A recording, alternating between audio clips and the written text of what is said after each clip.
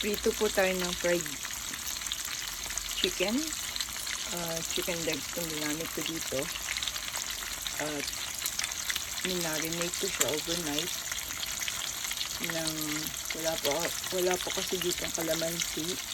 So, I use 1 whole of lemon.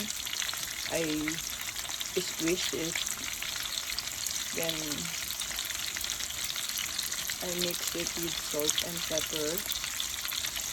White pepper po ang ginamit ko dito. White brown pepper, garlic powder,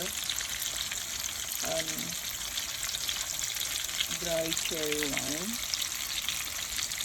Again, nilagyan ko siya ng 1 tablespoon of sugar.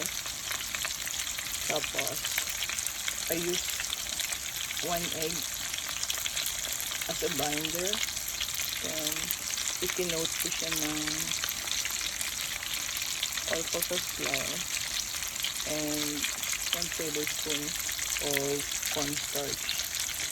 Then, the same procedure pag ginawa ko sa pork chop last time, I will fry it twice para ma-achieve ko yung pagka-crispness sa labas and yet moist sa loob. Okay, let's just cook it for 3 minutes sa other side and 3 minutes sa kabilang side. Okay, I will see you right back.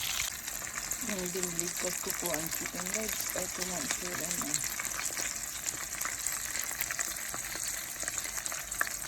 It is after 3 minutes.